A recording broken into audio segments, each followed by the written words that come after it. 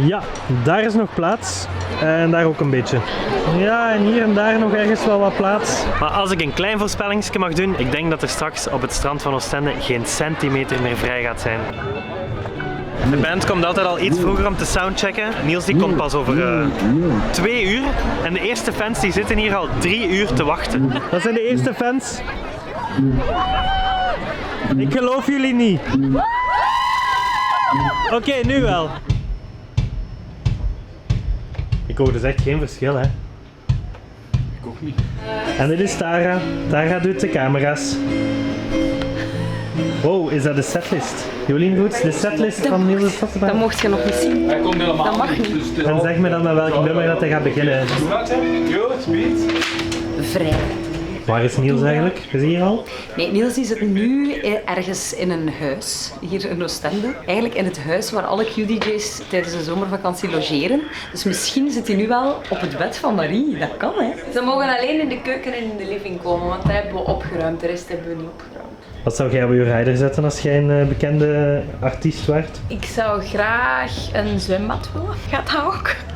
Een zwembad met een glijbaan liefst ook. En glitterkanonnen. En water om te hydrateren.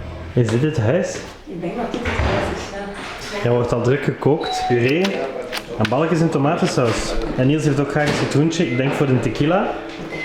Gin tonic. En in de frigo... Wow. Ja, gin tonic en duvel. En een eiken voor achteraf. Wat zou jij op je rider zetten? Soms als ik moet gaan draaien, mag ik dat ook vragen in een rider. En daar staat altijd een fles whisky en cola zero op. En fruit. Kazame sta. En jij? Vodka en appels. En lekker eten. Tapas. Wat komen die mensen doen? Die mensen die hebben een meet and greet gewonnen met Niels. Dus die komen nu even hallo zeggen, voordat hij moet optreden straks. Hallo. Hallo. Wat hebben jullie al gedaan vandaag? Een dagje in Oostende. We zijn gekleed door CNA. Dat vinden we heel fijn, ze hebben ons goed geholpen. Nice. Ik denk dat hem daar is. Daar is Niels. De kans is vrij groot dat jullie zussen zijn, hè? Ja, dat dacht ik al. Jij zet de moeder? De mama, ja. Voilà, kijk. Is dat uw outfit? Dat is mijn outfit, maar ik ga wel mijn knopje nog open doen. Open doen? Voor de Q-luisteraar. Ik doe dat nu nog dicht voor de wind, want we zitten aan de kust. Ik ben een hele gevoelige jongen. Moet je stem nog een beetje opwarmen? Ja, na na na na na na na na. Q.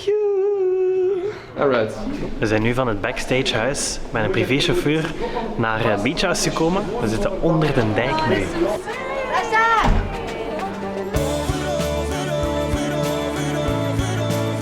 Ja, we zijn dan met de man of 40 denk ik. Maar we zijn dan ook in de mooiste provincie van Vlaanderen natuurlijk. In West-Vlaanderen. Maar ze zijn niet alleen van West-Vlaanderen, dat denk ik wel. Dat zijn al uw buren. Annemie, dat is mijn familie. Piers, gaat jij het aankondigen, zoiets? Wat gaat jij zeggen? Dat hangt af van het moment.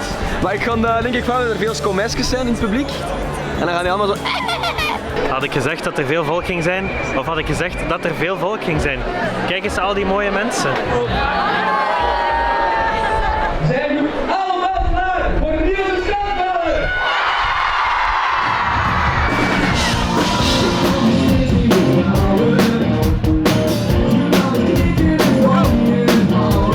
Ik hoor niet veel, maar het ziet er goed uit.